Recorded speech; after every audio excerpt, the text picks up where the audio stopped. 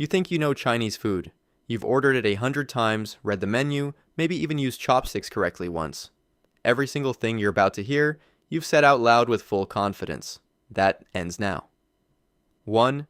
You've been nodding along your entire life whenever someone calls the fortune cookie a symbol of Chinese culinary tradition, cracking it open at the end of every takeout meal like you're receiving ancient wisdom from the homeland. Here's the actual history, and it is deeply embarrassing for everyone involved.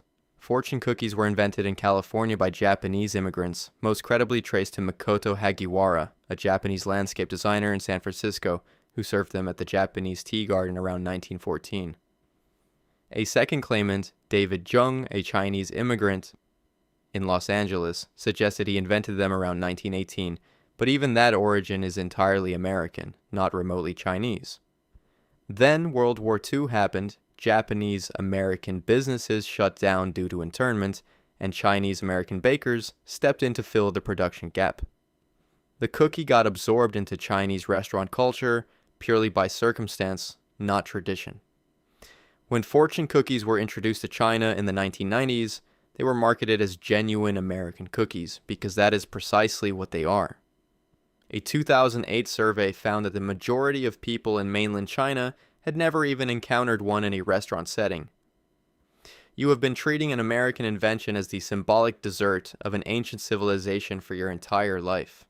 The fortune cookie is about as Chinese as a cowboy hat is Mongolian. It just landed on the wrong shelf and nobody bothered to move it. 2. You have been avoiding MSG like it is a chemical weapon smuggled into your fried rice by people who wish you harm, repeating the headache story to anyone who will listen, nodding gravely when the takeout menu says, "No MSG added," like that is a meaningful health victory. Here's what actually happened. MSG panic was born not from a clinical trial, not from a peer-reviewed study, but from a single anecdotal letter published in the New England Journal of Medicine in 1968. Written by one doctor describing his own post-meal discomfort. That letter coined the phrase Chinese restaurant syndrome and launched decades of scientifically unsupported hysteria. Monosodium glutamate is simply sodium bonded to glutamate, an amino acid that occurs naturally and abundantly in tomatoes, Parmesan cheese, soy sauce, and human breast milk. The FDA classifies it as generally recognized as safe. The World Health Organization agrees. The European Food Safety Authority agrees. Decades of double-blind, placebo-controlled studies have repeatedly failed to produce consistent symptoms in self-reported MSG-sensitive individuals when they do not know they have consumed it. Western fast food chains, chip manufacturers, and processed food brands use MSG or its functional equivalents routinely, without protest, without front-page coverage, without anyone clutching their temples dramatically. The outrage has been aimed almost exclusively at Chinese restaurants. You have been blaming the interpreter for a message your own biology wrote while calmly finishing a bag of chips loaded with the exact same compound. 3. You have absorbed the idea that Chinese food is a once-a-week guilty pleasure at best, a grease-forward, sodium-drenched indulgence that belongs in the same nutritional conversation as a county fair stand. And you have been repeating this with the quiet confidence of someone who read a magazine article once in 2009. Traditional Chinese cuisine, meaning the food actually eaten in China rather than the adapted version engineered for Western strip malls, is largely vegetable-forward, minimally processed, and built around balance principles that modern nutritionists actively endorse. The Chinese dietary pattern historically emphasizes high vegetable volume, moderate protein, and rice, or noodles, as staple carbohydrates, a structure broadly consistent with Mediterranean-style diet recommendations.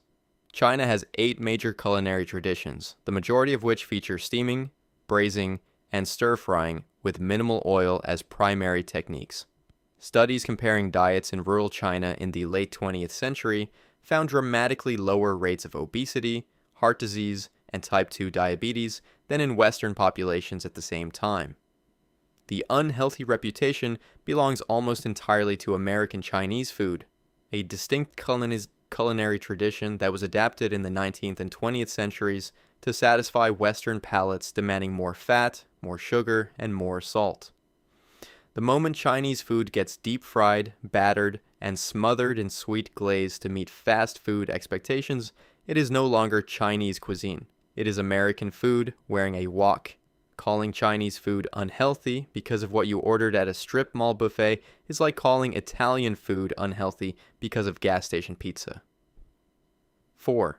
You have been ordering General Tso's chicken your entire adult life under the assumption that it is a genuine pillar of Chinese culinary heritage.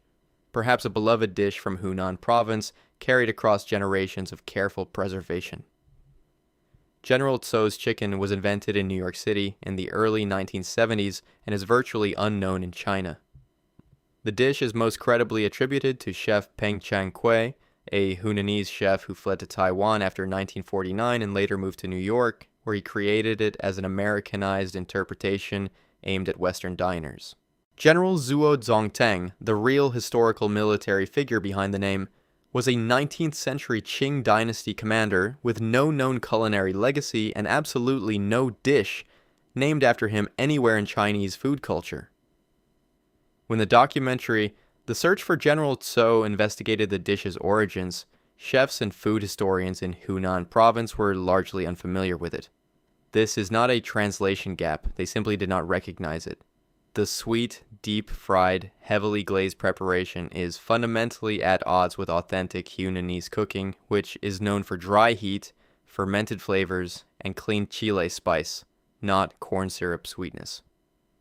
The dish proliferated across American Chinese restaurants in the 1980s through imitation, not tradition. General Tso's chicken is about as authentically Chinese as a sombrero made in Ohio is authentically Mexican. The name sounds foreign. The origin is entirely domestic. You've been ordering American food and calling it a cultural experience. 5. You have been treating chopsticks like a unified symbol of Asian dining. One interchangeable utensil representing an entire continent's eating culture, as though every country from Beijing to Bangkok simply agreed on the same tool and left it at that. Chopstick design, material, length, tip shape, and etiquette vary dramatically across cultures, and conflating them reveals a level of geographic generalization that would embarrass you in any other context. Chinese chopsticks are traditionally longer, blunt-tipped, and historically made from bamboo or wood, designed for communal dishes placed at the center of a table at a distance. Japanese chopsticks are shorter, pointed at the tip, and designed for individual servings, with the pointed end specifically useful for deboning fish, a staple of Japanese cuisine. Korean chopsticks are uniquely made of metal, often stainless steel or silver, and are notably flat in cross-section, a design tied to historical royal court culture where silver was believed to detect poison.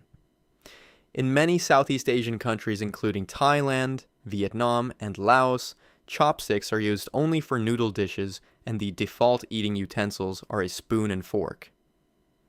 Etiquette also varies critically across these traditions. Sticking chopsticks upright in a bowl of rice is a funeral ritual gesture in Japan, deeply offensive at a dinner table, but the rules differ meaningfully by country and context. Calling all chopsticks the same is like calling all European cutlery identical because they are all metal and pointy. The continent is enormous and the details matter. 6. You have been treating fried rice like the filler scraped onto your plate to add volume to the real meal, the cheap carbohydrate vehicle that gets ordered by default when you cannot decide what else you want, a dish with no culinary standing of its own. Fried rice is a sophisticated culinary technique with a documented history spanning over 1,500 years, regional variations as complex as any prestige dish, and a technical execution that professional chefs train specifically to master. It is documented in Chinese culinary texts as far back as the Sui dynasty, which ran from 589 to 618 AD, where it was considered a method for elevating ingredients, not discarding them. The critical technique is called wok hei, which translates literally as breath of the wok, a high-heat Maillard reaction that requires commercial-grade flame temperatures, most home kitchens physically cannot achieve. Day-old rice is used deliberately because fresh rice contains too much moisture and steams rather than fries, producing a clumped, gummy result. This is precision food science, not laziness. Regional Chinese fried rice varies enormously. Yangzhou fried rice has protected status in China and strict ingredient standards. Fujian fried rice is served with a thickened gravy topping. Cantonese versions emphasize egg technique and wok control above everything else. In Chinese culinary competitions, fried rice is used as a technical benchmark to evaluate a chef's wok control, heat management, and seasoning precision. It is a skills test. Dismissing fried rice as filler is like calling a jazz improvisation background noise. 7. You have been ordering from a laminated menu with a number system and telling yourself you have a handle on Chinese food, when what you have experienced is the equivalent of watching one channel on a television that receives hundreds. China contains 8 officially recognized major culinary traditions and hundreds of regional substyles, with a geographic and cultural range comparable to summarizing all of European cooking as European food. The 8 great cuisines include Cantonese, Sichuan, Shandong, Jiangsu, Zhejiang, Fujian, Hunan, and Anhui, each with distinct flavor profiles, primary ingredients, and cooking philosophies as different from each other as French and Spanish cuisine. The dominant style in American and British Chinese restaurants is largely Cantonese, because the majority of early Chinese immigrants to the West came from Guangdong province. This means most Westerners have experienced roughly 1/8 of Chinese culinary culture, at best, before forming their complete opinion. Xinjiang cuisine in northwestern China is heavily influenced by Central Asian and Islamic traditions, featuring lamb skewers, flatbreads, and cumin-spiced dishes that bear no resemblance to what most Westerners picture when they hear the words Chinese food. Inner Mongolian cuisine within China centers on dairy, mutton, and roasted meats, a dietary tradition completely alien to the stir-fry and rice framework that dominates the Western imagination. Saying that you know Chinese food because you frequent a takeout restaurant is like saying you understand music because you once heard a pop song on the radio. You have sampled one small corner of something incomprehensibly vast. 8. You have been carrying around the assumption that dog meat consumption is a widespread, normalized, everyday part of Chinese food culture, a routine dietary practice across the entire population of 1.4 billion people, and you have probably repeated this at a dinner table with the confidence of someone citing established fact. A 2016 survey by Humane Society International found that approximately 69% of Chinese citizens had never eaten dog meat and did not want to. Dog meat consumption is primarily associated with specific regions, notably parts of Guangdong, Guangxi, and Jilin provinces, and is not a national dietary norm by any reasonable measure.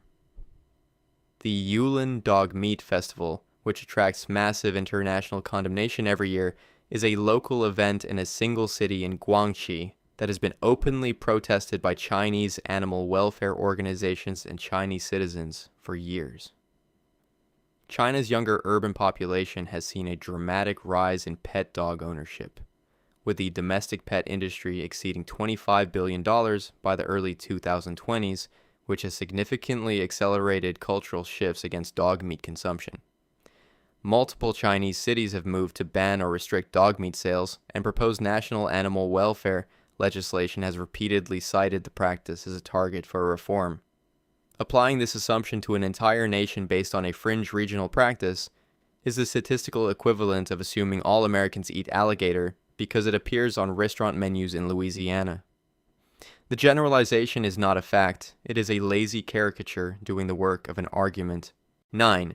You have been calling dim sum Chinese tapas like you landed on a clever cross-cultural insight, proud of yourself for finding the connective tissue between two small plate traditions, unaware that you have managed to mischaracterize both simultaneously.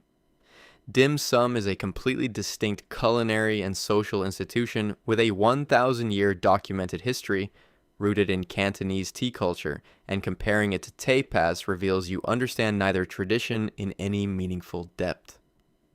Dim sum evolved from yum cha, which translates as drink tea, a Cantonese tradition of visiting tea houses along ancient Silk Road, rest stops where travelers were served small bites alongside tea. The food was secondary to the tea ritual.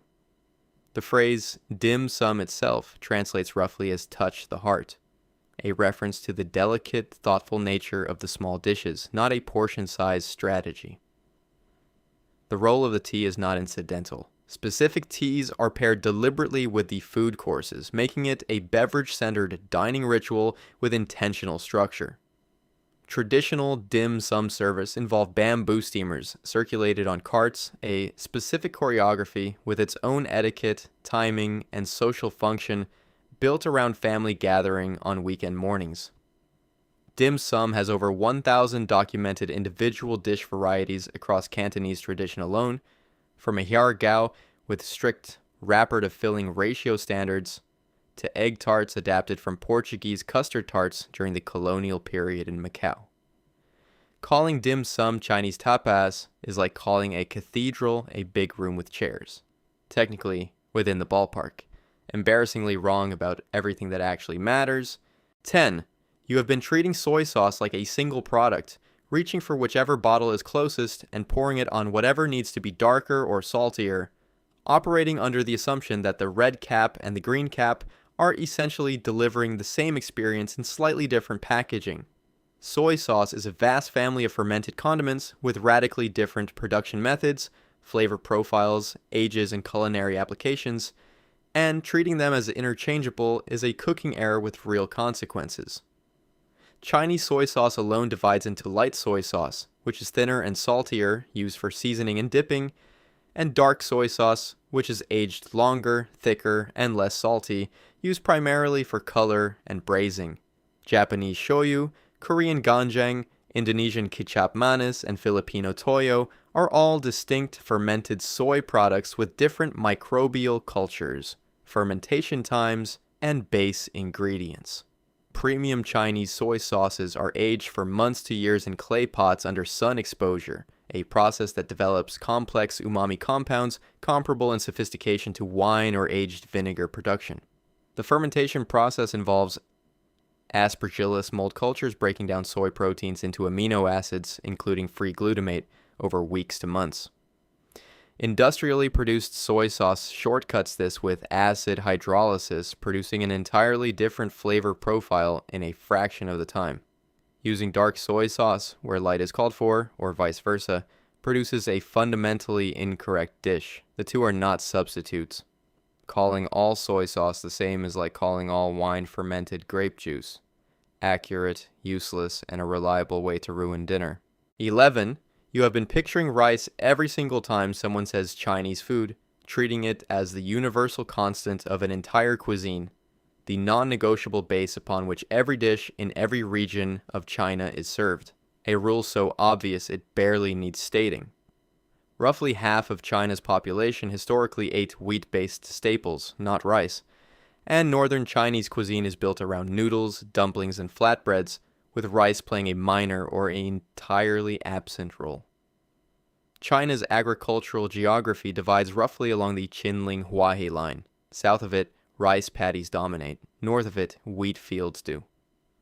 This divide has shaped two fundamentally different dietary traditions for thousands of years.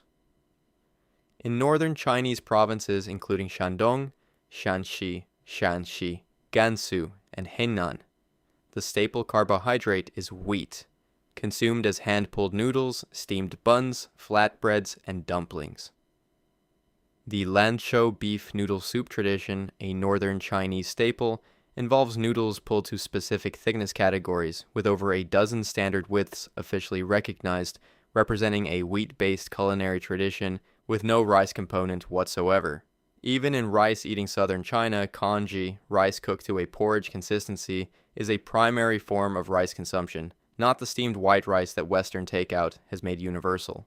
The rice with everything image of Chinese food in Western countries reflects almost exclusively Cantonese immigrant culinary traditions, which happen to originate from one of China's primary rice-growing regions.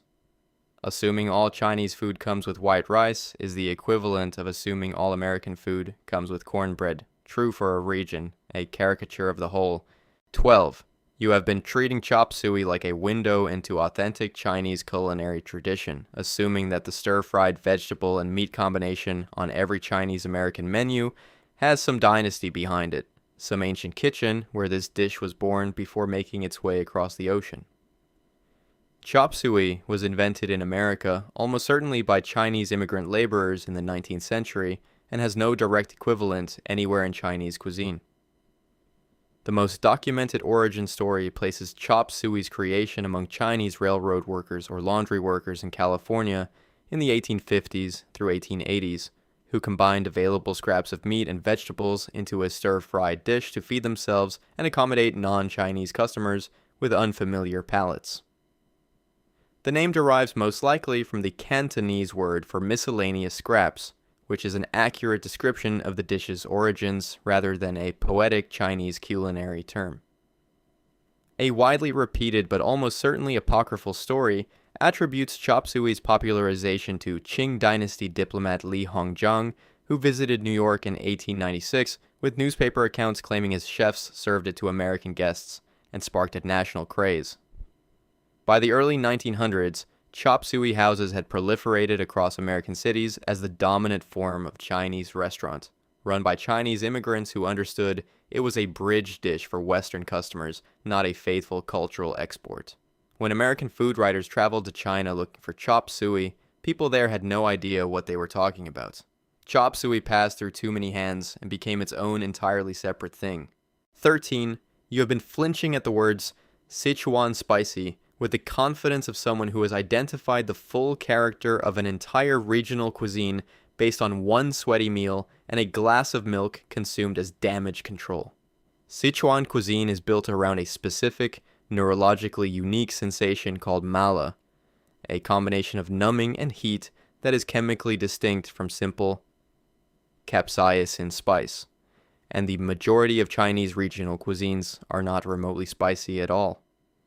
The association of Chinese food with heat is a Sichuan and Hunan specific stereotype applied incorrectly to an entire country with 8 recognized culinary traditions.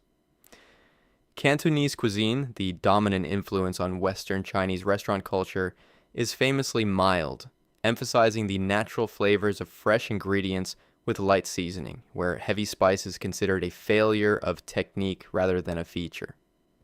Jiangsu and Zhejiang cuisines, associated with China's wealthy eastern coast and imperial cooking traditions, are known for subtle sweetness, delicate braising, and refined flavors. Shandong cuisine, the oldest of the 8 great cuisines and the foundation of imperial court cooking in Beijing, relies on savory depth and technique, not chile heat. Chile peppers are not even native to China. They were introduced via trade routes from the Americas in the 16th century during the Columbian Exchange, meaning Sichuan cuisine only incorporated them relatively recently in historical terms. Furthermore, the Sichuan mala sensation combines numbing from Sichuan peppercorn with heat from dried chilies, and these two sensations interact neurologically, producing something distinct from ordinary spicy food. Assuming all Chinese food burns your face off is a one-region stereotype applied to a continent-sized cuisine. 14. You have been dunking your tea bag for 90 seconds and calling it tea culture, perhaps nodding approvingly at the ritual of it, completely unaware that what you are doing bears roughly the same relationship to Chinese tea tradition as finger painting bears to oil portraiture. Chinese tea culture encompasses 6 distinct tea categories with fundamentally different production processes, hundreds of named varietals, a centuries-old classification system, and a philosophical tradition that has shaped art, literature, and diplomacy across generations. The 6 categories, green, white, yellow, oolong, black, and pu'er, are not just flavor variations. They represent different levels of oxidation, different processing methods, and different chemical compositions at a cellular level. Pu'er tea undergoes microbial fermentation and is intentionally aged, sometimes for decades, producing a tea that changes character over time in a manner comparable to wine. Aged pu'er cakes from reputable producers, sell for thousands of dollars per cake. Chinese tea ceremony traditions, known as gong fu cha, involve specific vessel types, water temperatures calibrated to individual tea varieties, precise steeping times measured in seconds, and sequential short infusions that reveal different flavor layers across multiple pours. It is a sensory discipline. The origin of tea culture in China is documented as far back as the Tang Dynasty in the Classic of Tea, written by Lu Yu, a comprehensive agricultural, philosophical, and aesthetic treatise. China produces teas with geographical protection equivalent to European wines. Longjing tea from Hangzhou's West Lake region carries protected designation of origin status. Dismissing Chinese tea culture as hot leaf water is the intellectual equivalent of dismissing surgery as just cutting people. 15. You have been using lo mein and chow mein interchangeably on takeout orders for years, pointing at the menu and treating the name difference as an arbitrary label attached to essentially the same bowl of noodles, assuming close enough covers it.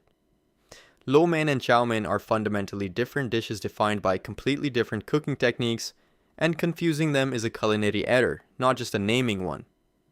Chow mein derives from the Cantonese word for stir-fried noodles.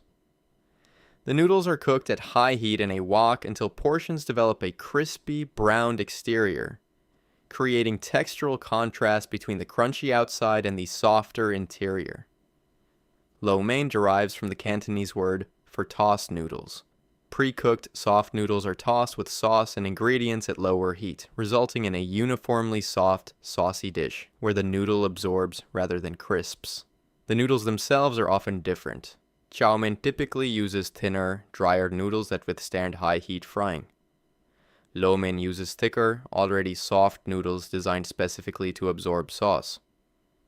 In authentic Cantonese cooking, chow mein divides further into soft chow mein, where noodles are briefly stir-fried, and crispy chow mein, where noodles are pan-fried into a nest and topped with sauce and ingredients served separately on top.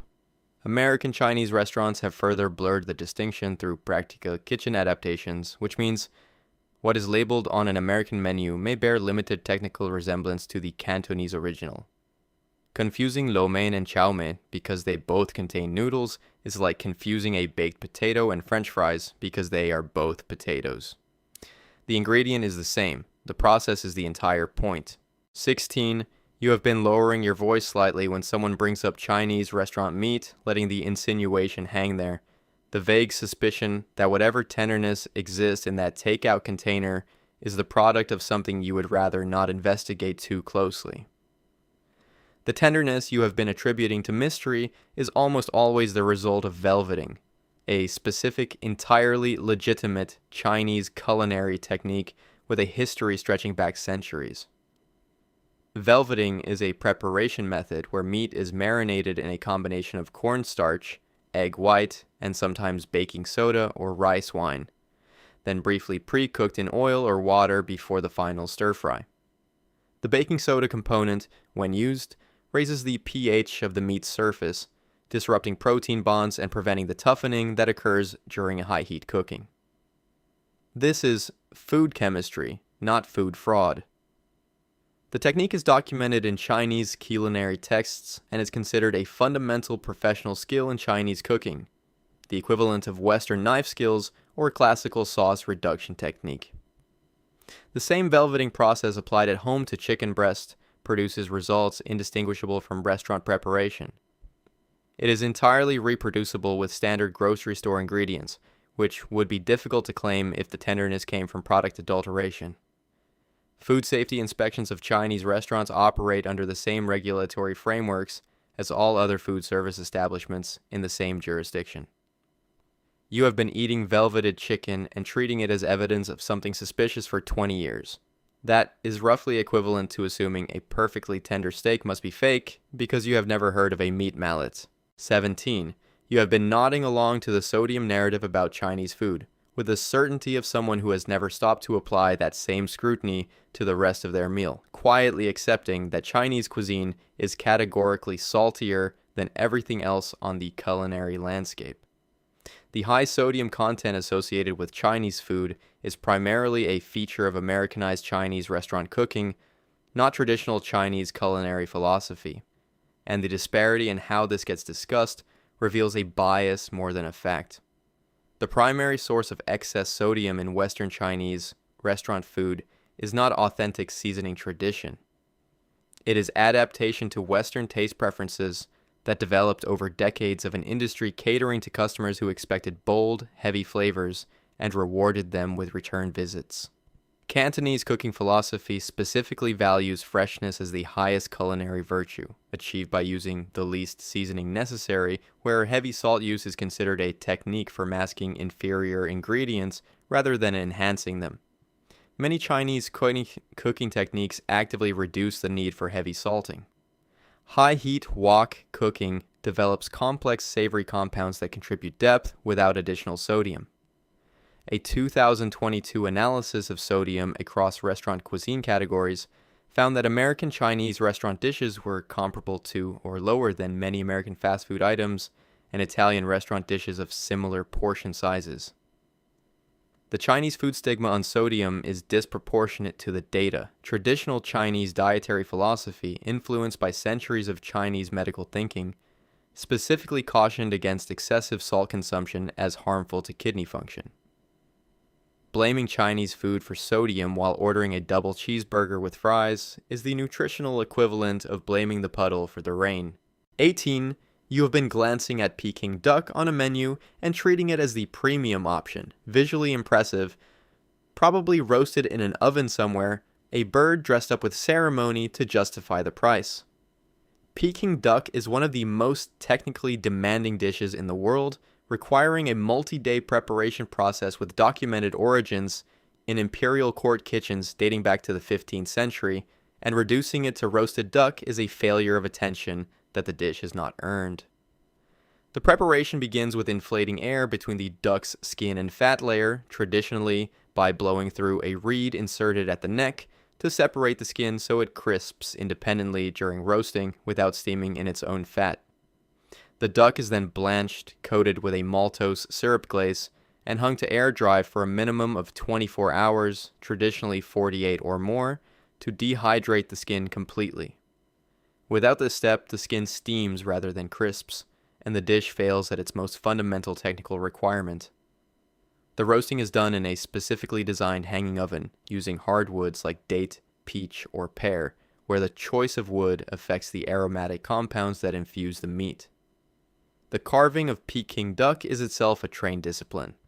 A master carver produces 108 slices from a single duck, each with an even ratio of crispy skin, fat, and meat, served in a specific sequence that begins with skin alone.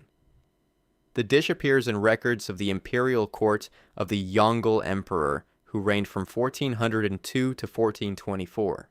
Calling Peking duck just roasted duck is like calling a grand piano just a box with strings. 19. You have been ordering dumplings, receiving something different from what you expected, and attributing the gap to a kitchen inconsistency rather than the more obvious explanation, which is that China has dozens of distinct dumpling types with different wrappers, fillings, shapes, cooking methods, regional origins, and cultural context, and you have been grouping them under one word as though the category ends there.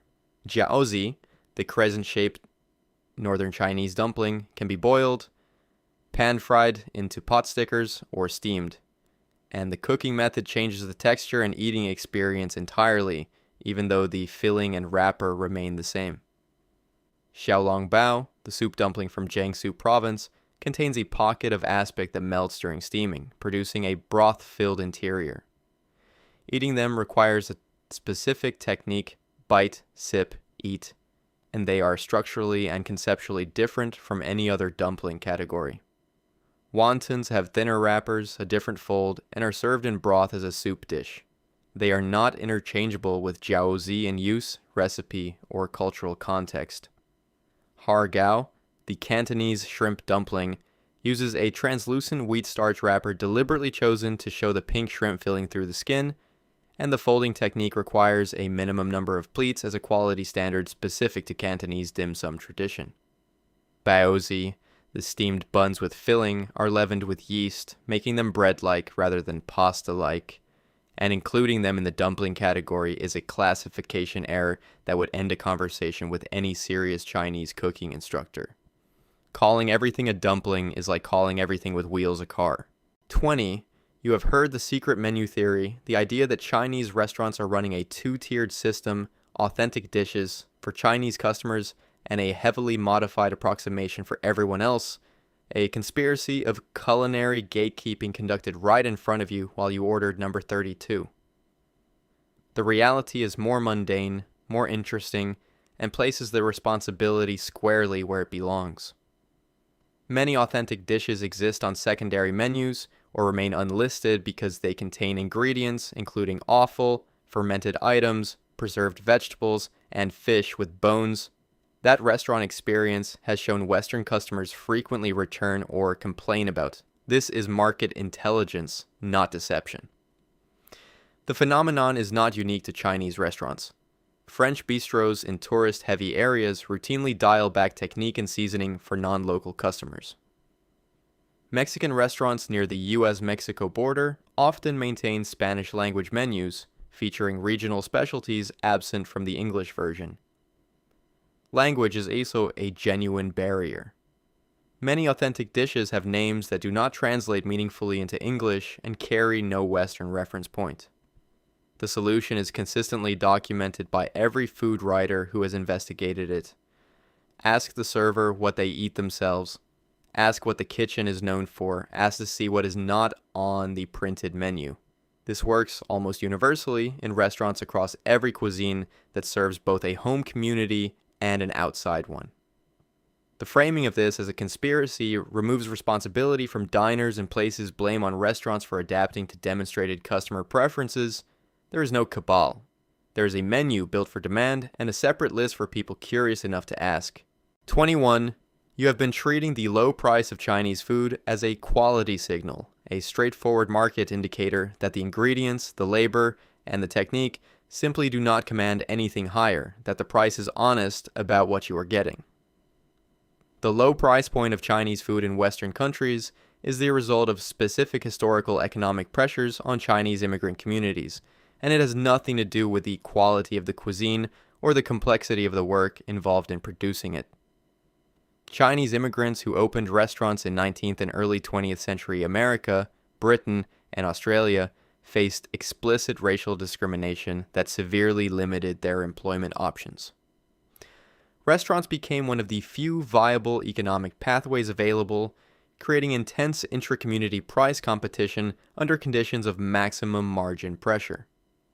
Anti-Chinese legislation, including the U.S. Chinese Exclusion Act of 1882, restricted Chinese immigrants from holding most other jobs, owning property in many areas, or entering most trades.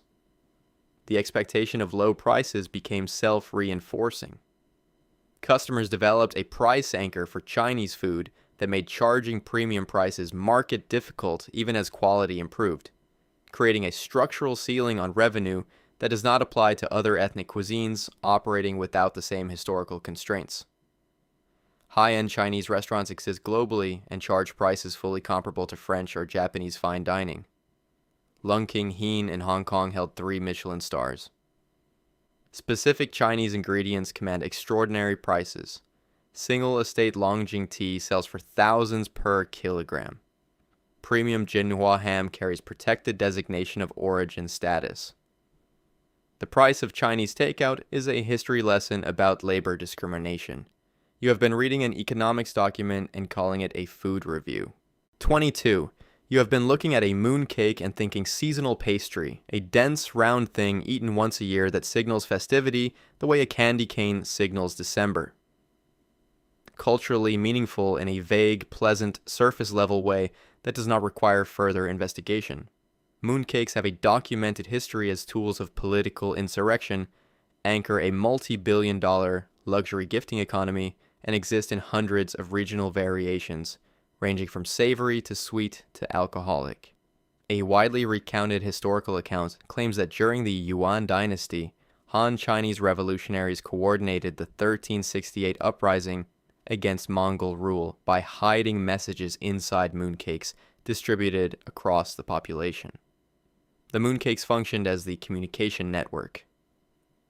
The Mid-Autumn Festival they are associated with traces lunar symbolism and harvest traditions back to the Zhou dynasty, from 1046 to 256 BC, with the mooncake as a specific festival food crystallizing during the Tang dynasty. Traditional mooncakes vary enormously by region. Cantonese mooncakes use lotus seed paste and salted duck egg yolks. Suzhou-style mooncakes have flaky, laminated pastry shells. Yunnan mooncakes use rose petal jam. Snowskin mooncakes use a mochi-like uncooked wrapper that requires no baking. Premium mooncake gifting has become a major luxury economy.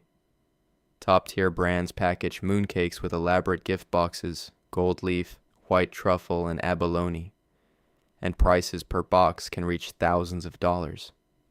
The Chinese government has periodically issued regulations against excessively extravagant mooncake packaging, which is a regulatory response to a full gift economy, not a snack. Mooncakes are seasonal pastry the way diamonds are rocks. 23. You have been describing tofu as flavorless with the defeated certainty of someone who ate a cold block of it once in the 90s and closed the file permanently, treating the entire category as a culinary compromise for people who have given up on food having a point.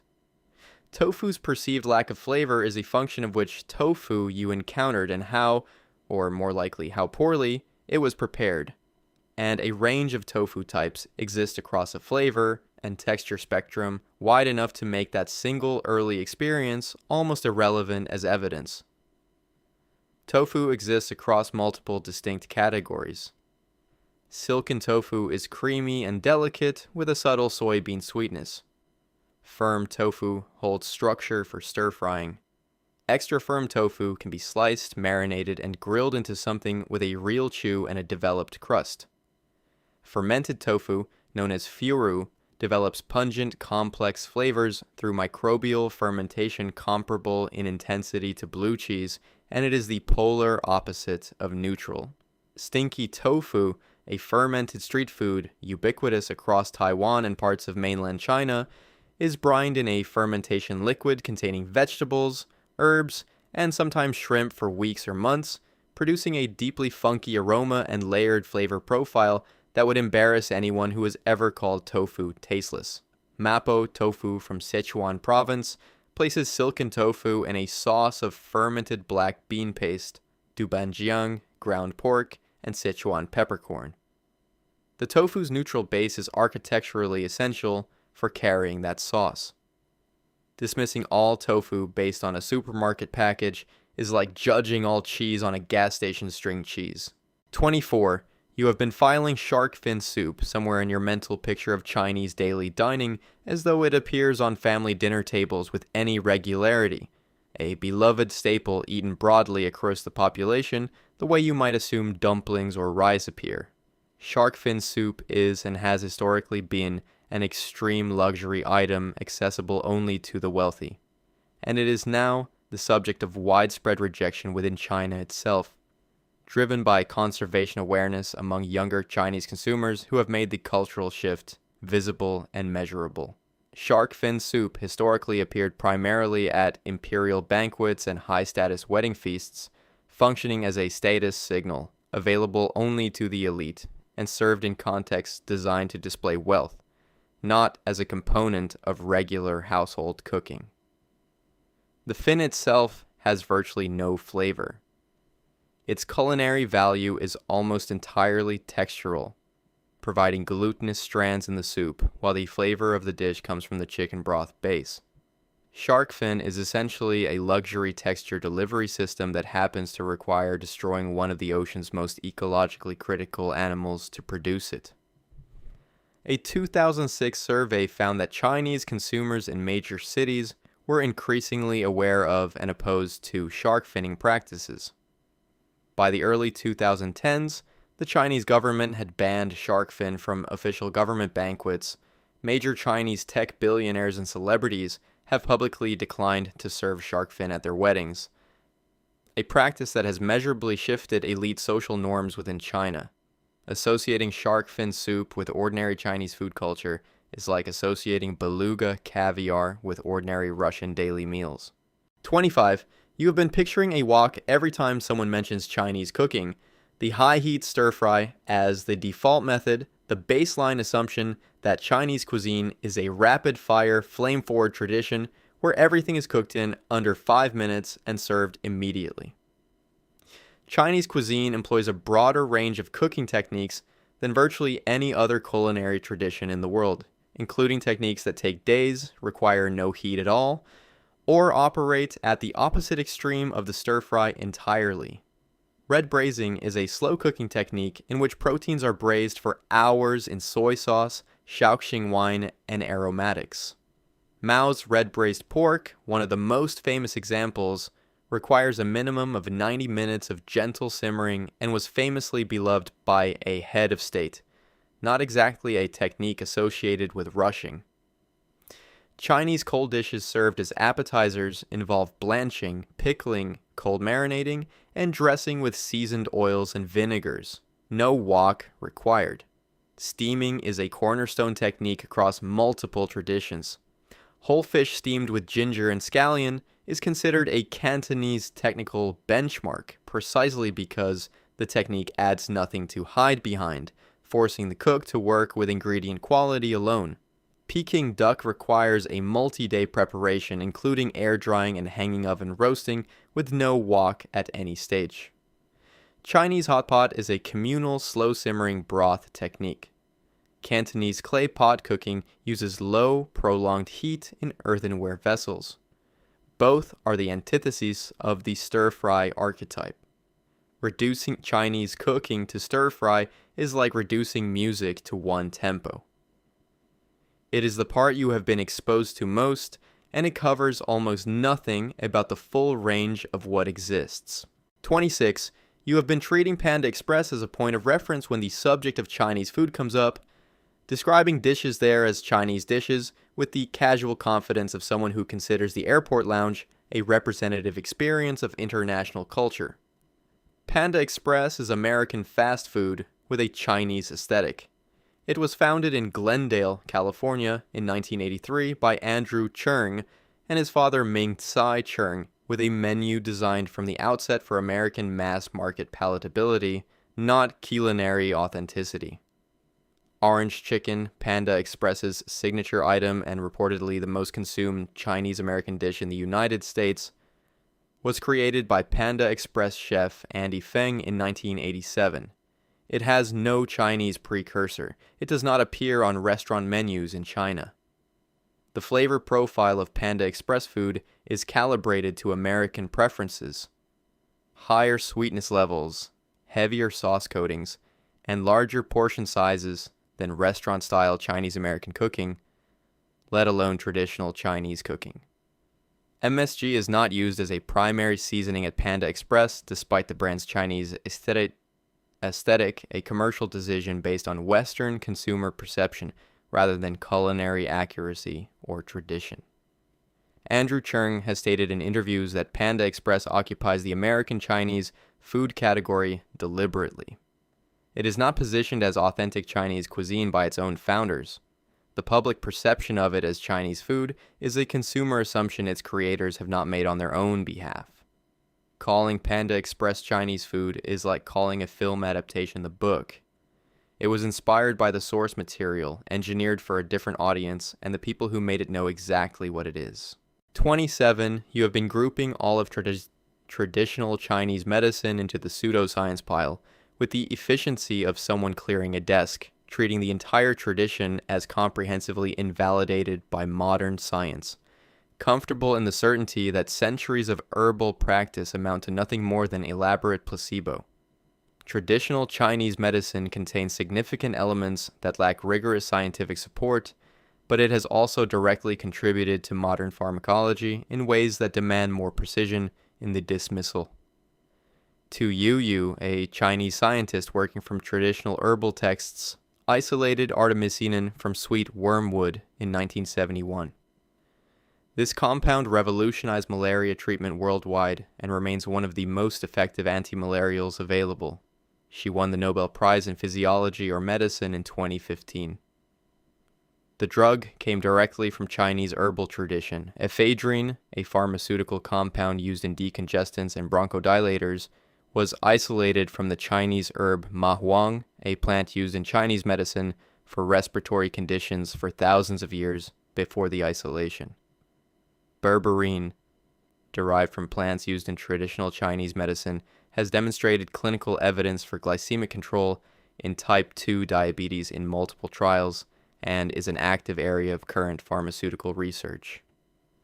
The dismissal of TCM as undifferentiated pseudoscience conflates untested theoretical frameworks with specific herbal compounds that are pharmacologically active, testable, and in many cases tested and validated.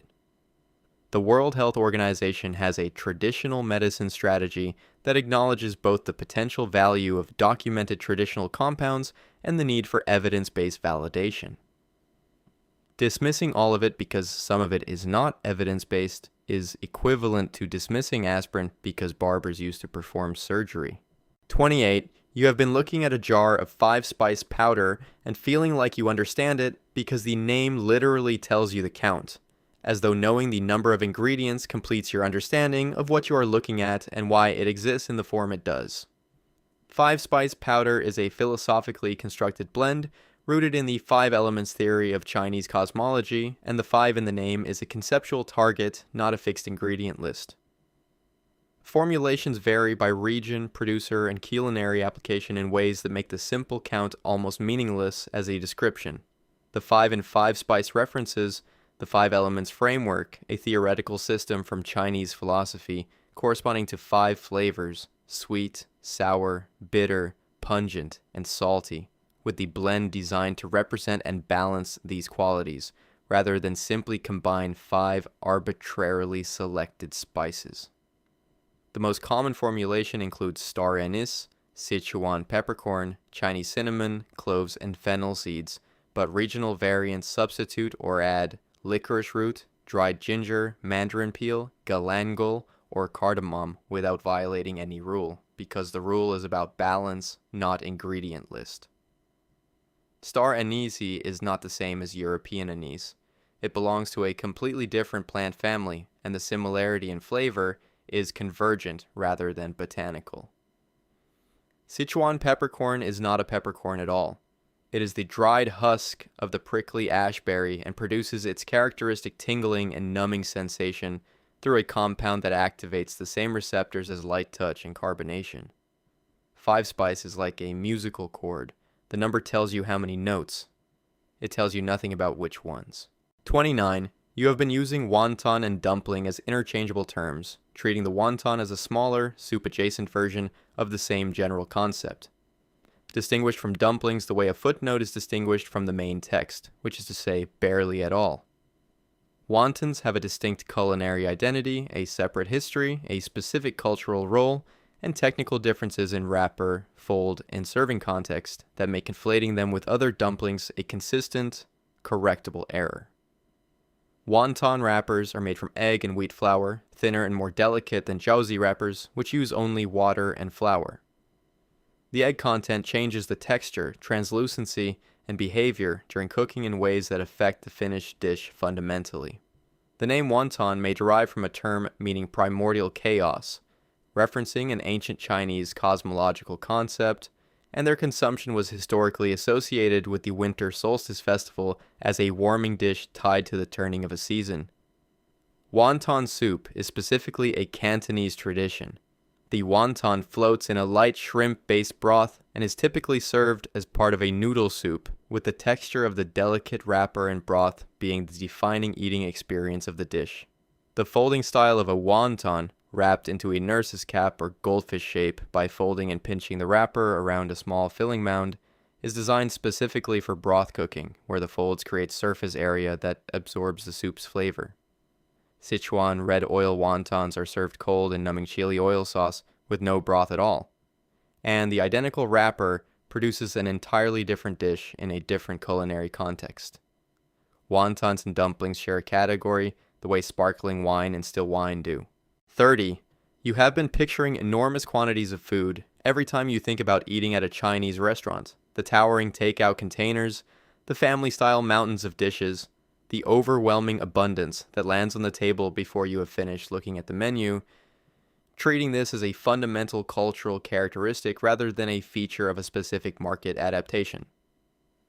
The large portion model is a feature of Western Chinese restaurant culture and not a reflection of traditional Chinese meal structure, which operates on a logic of balance and distribution that is considerably more restrained than the American Chinese restaurant has suggested. Traditional Chinese meal structure is built around rice or noodles as the primary caloric base, with multiple small shared dishes serving as accompaniments. The protein and vegetable dishes are deliberately modest because they are distributed across the table and eaten alongside the staple, not consumed as standalone entrees. A table of 6 might share 8 small dishes. Each diner's share of any single dish is quite small. The enormous portions at American Chinese restaurants emerged partly from competitive pricing pressure, where serving more food for less money became a strategy for competing in a crowded market, not a reflection of Chinese dietary norms. Dim sum, one of the most specifically Chinese dining formats, features the most extreme portion moderation of any Chinese tradition. Each dish serves 2 to 4 pieces, shared at the table, eaten in rotation, architecturally designed around small quantity variety. The massive portion assumption is a Western Chinese restaurant feature that got imported back as cultural fact, like buying a knockoff and then assuming the original was always like the knockoff. 31. You have been ordering sesame chicken and orange chicken with the casual comfort of someone ordering a regional classic from its homeland, perhaps dimly aware that the dish has some connection to Chinese culinary tradition that justifies its presence on a Chinese restaurant menu. Both dishes were invented in America in the second half of the 20th century, specifically for Western consumers, and neither has a Chinese culinary ancestor or appears on restaurant menus in China. Orange chicken was created by Panda Express chef Andy Feng in 1987, inspired loosely by a tangerine-flavored Hunan preparation, but the deep-fried battered chicken in sweet citrus glaze format is a complete American invention with no Hunan precursor in that form. Sesame chicken is documented as an American Chinese restaurant creation from the 1970s and 80s. It bears superficial resemblance to Hunanese preparations in that sesame and chicken both exist in Hunan cooking, but the execution, battered, fried, tossed in sweet sauce, covered in sesame seeds, is entirely American Chinese in character. The sweet, sticky fried format that defines both dishes was engineered around American palate preferences identified through restaurant market experience. Sweetness and crunch were high preference combinations for the American market, and the dishes were built to deliver exactly that. When food journalists ordered these items at restaurants across Hunan and broader China, staff were consistently unfamiliar with them, not serving a different version, genuinely unfamiliar with the dish. American Chinese cuisine diverged from its source material roughly 150 years ago and has been evolving independently ever since. Ordering sesame chicken and feeling culturally connected to China is about as accurate as ordering an Americano and feeling connected to Italy. 32. You have been treating dairy's absence from Chinese cooking as a philosophical stance, a deliberate culinary choice made by an entire civilization that decided collectively against butter, cream, and cheese, in the same way a person decides to cut something out of their diet for principled reasons. The limited role of dairy in mainstream Han Chinese cooking is a product of agricultural history and biology, not cultural opposition, and the moment you look beyond the dominant culinary tradition, dairy appears consistently and substantially. Higher rates of lactose intolerance in East Asian populations, estimated at 65 to 90% compared to roughly 5 to 17% in Northern European populations, are a genetic reality that shape dietary patterns over centuries. This is biology, not a culinary manifesto. Inner Mongolian cuisine, which is part of China's diverse food culture, has a strong dairy tradition, including fermented mare's milk, dried milk products, and milk tea that are daily staples for millions of people within China's borders. Yunnan province has its own dairy tradition. Yunnan cheese, known as rubing, is a fresh, grillable cheese made from goat or cow milk, eaten pan-fried, and produced for centuries before any Western influence.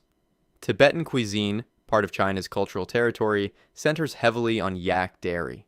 Butter, yogurt, and yak butter tea are fundamental to Tibetan food culture and daily life. The absence of dairy in mainstream Han Chinese cooking exists because cattle in China were historically valued as draft animals, not dairy animals, and dairy infrastructure did not develop at scale. Chinese food doesn't use dairy is like saying French food doesn't use rice. Mostly accurate for the dominant tradition, wrong about the full picture. 33. You have been eating a bowl of lo mein and arriving at the kitchen an hour later looking for something else. Filing this away as evidence of some inherent nutritional inadequacy specific to Chinese food, a structural deficiency in the cuisine itself, rather than a consequence of what you specifically chose to order. The hungry an hour later phenomenon has nothing to do with Chinese food as a category.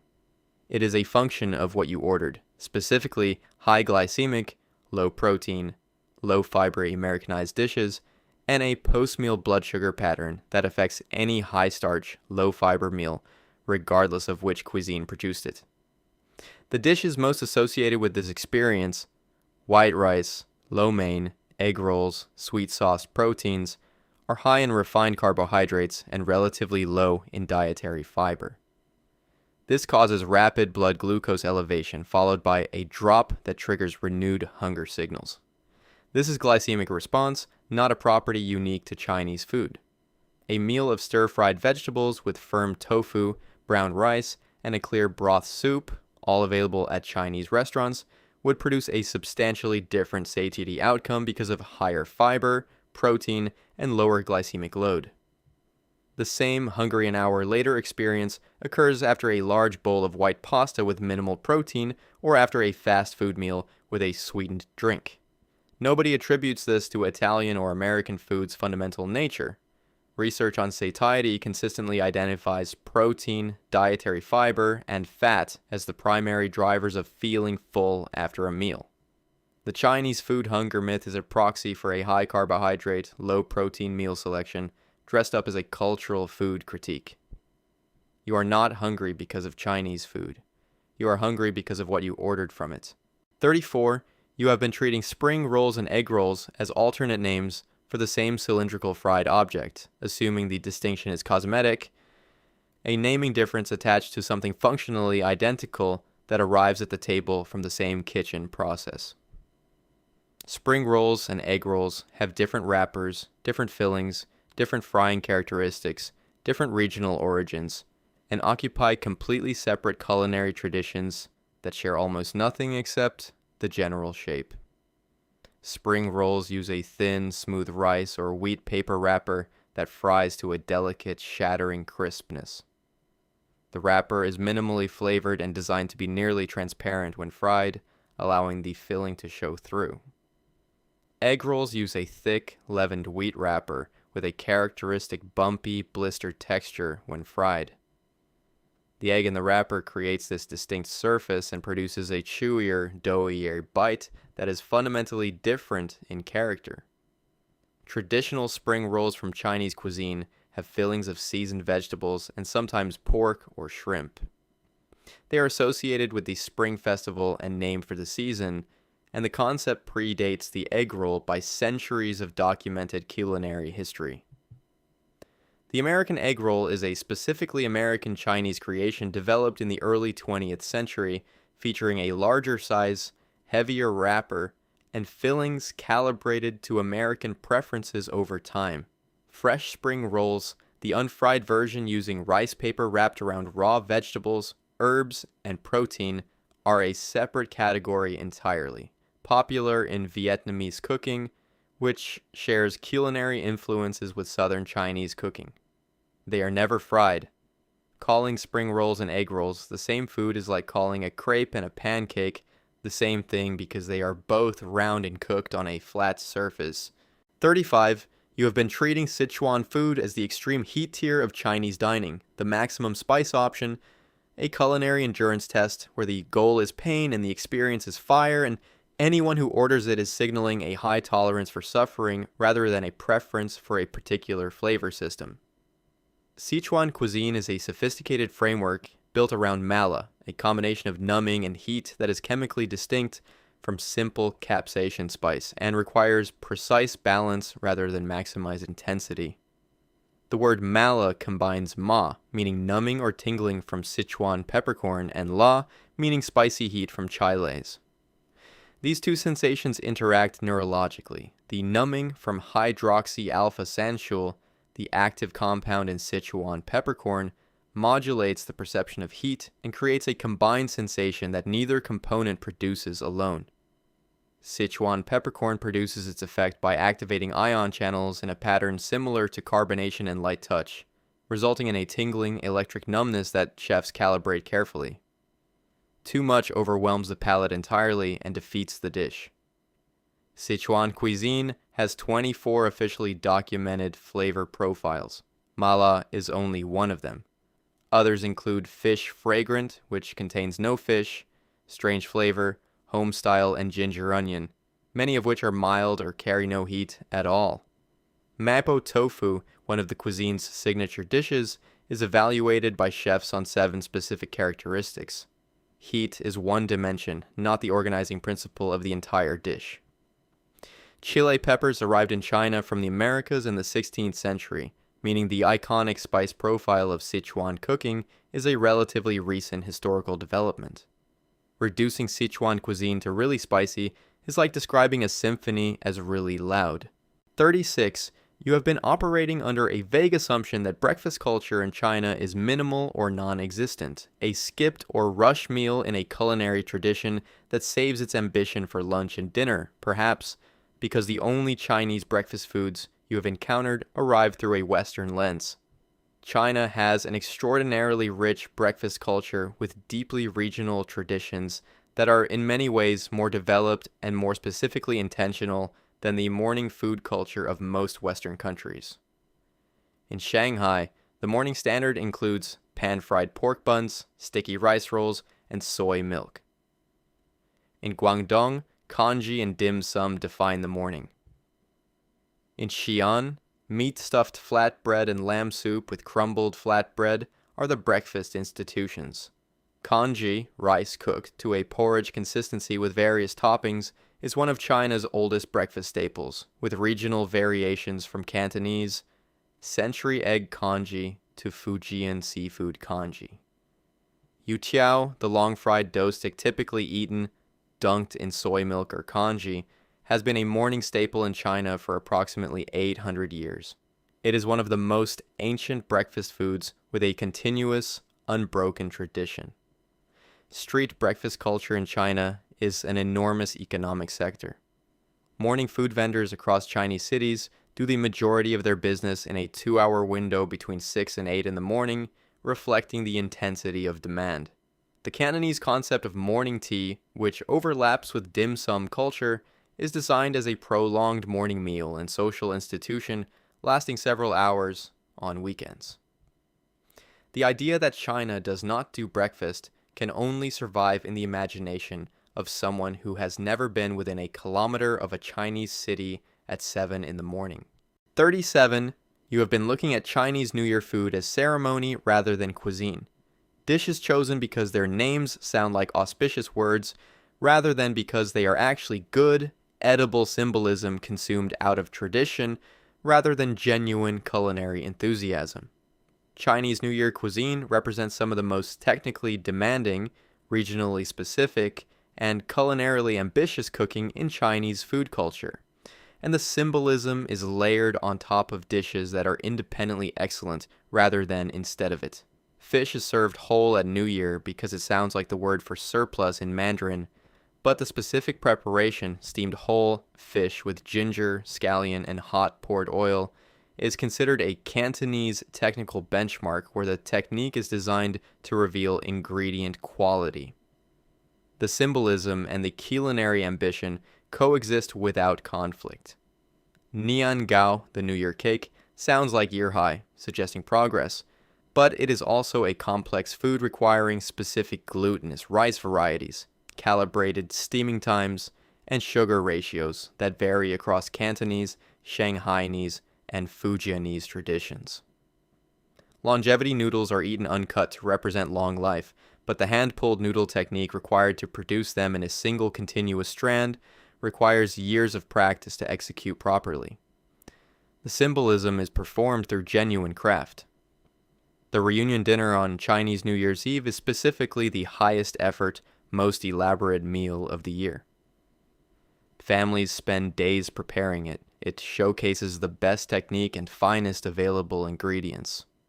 Turnip cake, a savory Cantonese, New Year staple of shredded daikon, rice flour, and dried shrimp, pan-fried after steaming, is technically demanding and delicious entirely independent of its symbolic associations. Chinese New Year food is symbolic the way a wedding cake is symbolic. The meaning is attached to something genuinely made well. 38. You have been treating China as a tea-only country with complete confidence, as though coffee is a Western imposition arriving there by cultural force rather than demand. And the idea of a domestic Chinese coffee culture is somewhere between a novelty and a contradiction in terms. China is currently one of the world's fastest growing coffee markets, with a domestic coffee culture that has developed at a speed that would surprise anyone still working from a fixed image of the country as uniformly committed to tea. China's coffee market grew from approximately $3 billion in 2015 to over $10 billion by the early 2020s, with annual growth rates consistently among the fastest in the global coffee industry. Yunnan province in southwestern China has been growing coffee since the 19th century, introduced by French missionaries around 1892, and now produces Arabica coffee of internationally recognized quality. China is a coffee producer, not just a recent consumer. Luckin Coffee, a Chinese domestic chain, surpassed Starbucks in number of outlets in China by 2021. A Chinese-founded brand outcompeting the most recognizable Western coffee brand on its own ground. The younger Chinese urban demographic has adopted cafe culture with an intensity that market analysts have compared to the Japanese coffee culture shift of the 1980s. Hong Kong has had its own distinct coffee culture for over a century, producing indigenous beverages like yuan yang, a blend of coffee and milk tea with no equivalent elsewhere in the world. The China-only drinks tea assumption has the shelf life of a milk-based beverage left in the sun. It was never the complete picture, and it is increasingly less accurate by the year. 39. You have been assuming that Chinese cuisine has no baking tradition, treating ovens and pastry and the entire practice of baking as a European export with no indigenous equivalent in Chinese culinary history. As though a civilization that produced some of the most sophisticated cooking in the world simply never figured out what happens when you apply dry heat in an enclosed space. China has an indigenous baking tradition spanning thousands of years, predating European contact. It simply uses different equipment, different dough formulations, and produces different but structurally equivalent results. Traditional Chinese bread, known as bing, flatbreads baked on clay griddles or in tandoor-like ovens, has been documented in Chinese culinary history for over 2,000 years, and represents a distinct but genuine baking tradition that predates the global spread of European oven technology. Cantonese egg tarts were adapted from Portuguese custard tarts during the colonial period in Macau and developed into a distinct Cantonese version with two separate pastry traditions: a flaky short crust version and a water dough version. Both require oven management and precise baking technique. Char siu bao in its baked form is an oven product with a glazed, sweetened top requiring dough leavening, fermentation control, and oven temperature management. Mooncake production involves a mold-pressed pastry dough baked at specific temperatures to achieve golden brown exterior and distinct print definition. This is oven-dependent technique, not accidental. Xinjiang naan is baked in a tandoor clay oven, a technique introduced through Central Asian trade routes, and is the primary bread staple of Xinjiang's Uyghur population.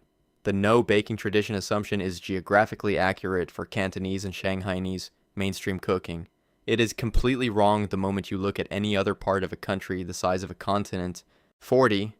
You have been treating Chinese dessert as an afterthought, a category that either does not fully exist or exists only in a simple, underdeveloped form relative to the elaborate pastry traditions of Western confectionery, as though an entire civilization's relationship with sweetness stopped at occasionally acceptable rather than intentionally sophisticated.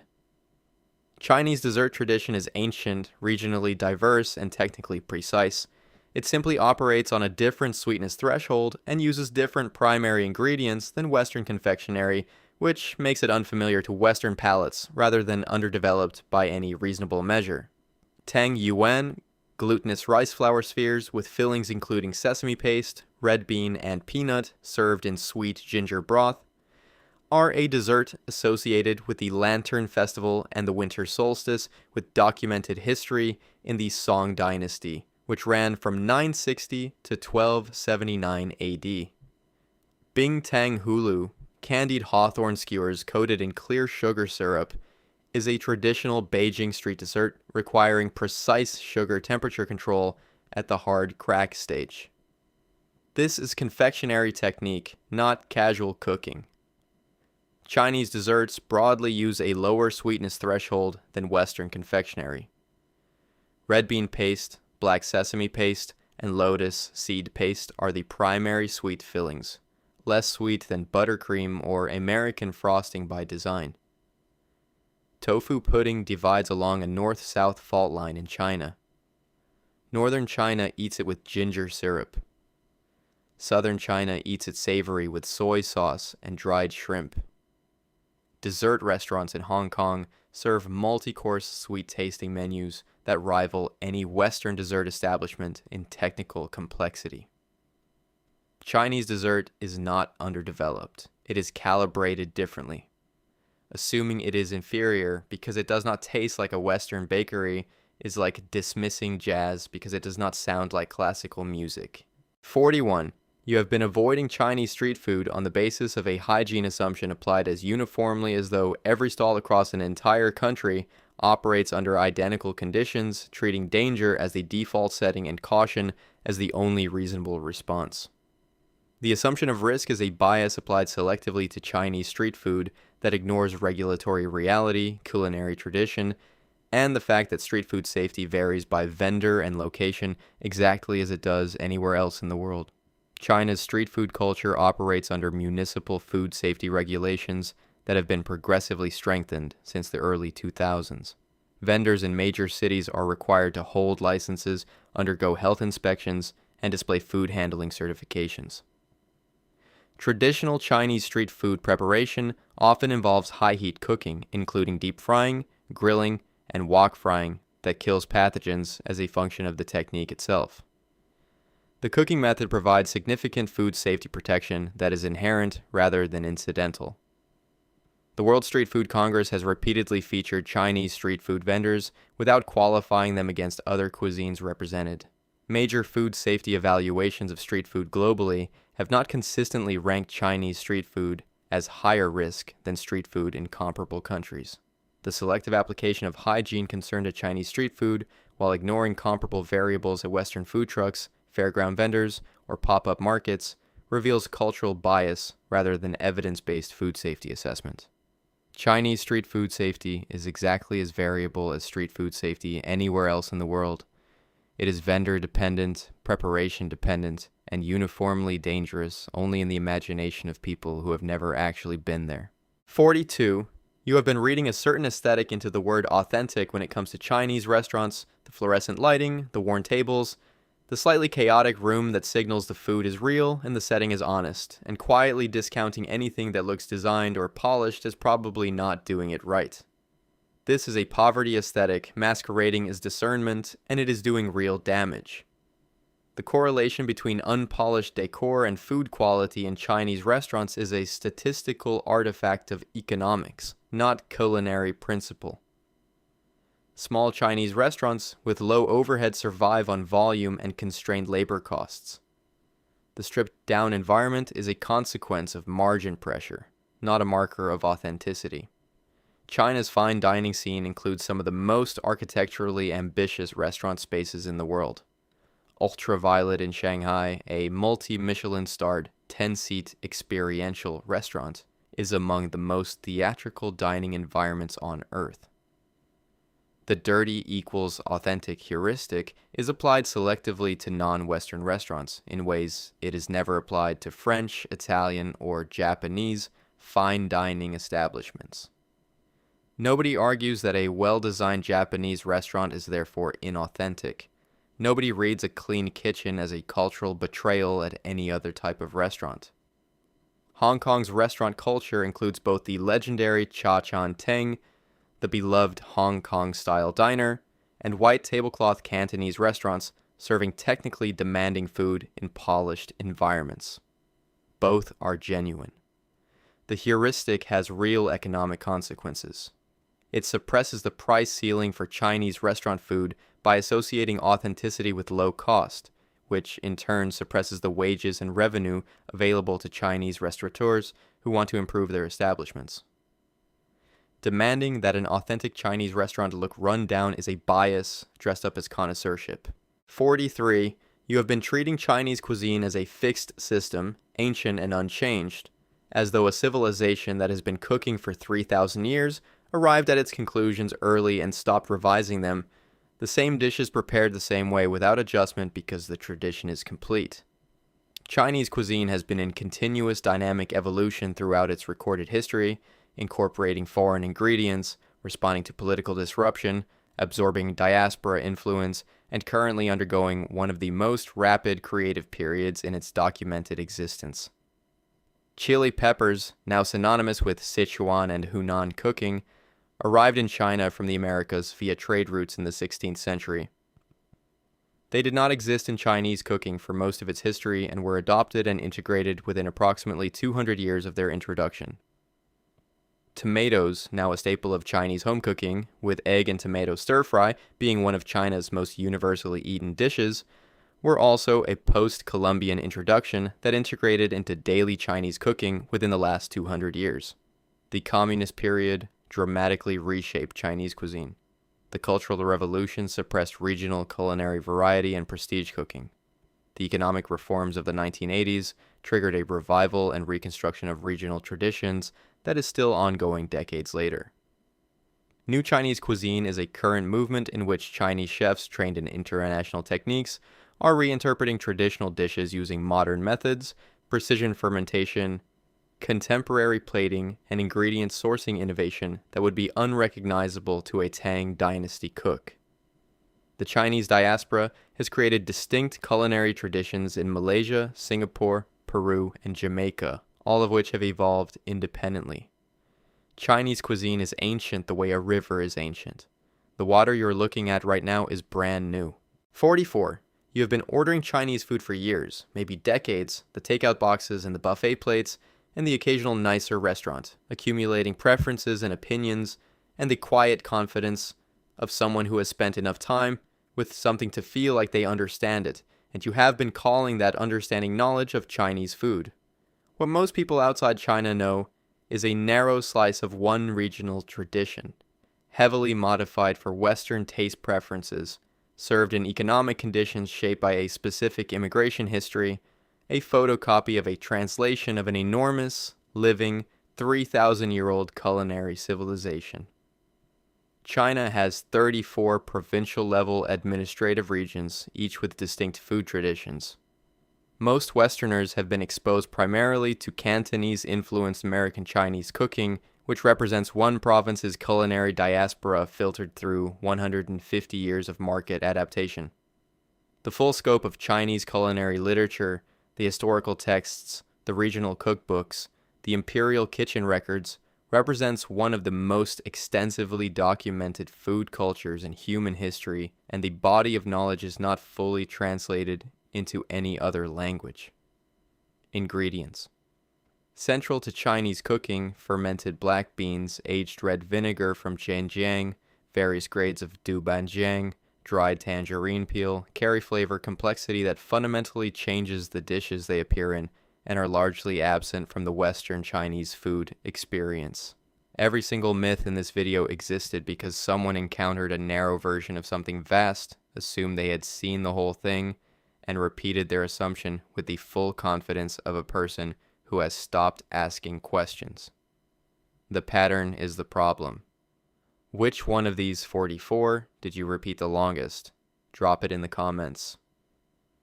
If you want to see more, click the video on screen now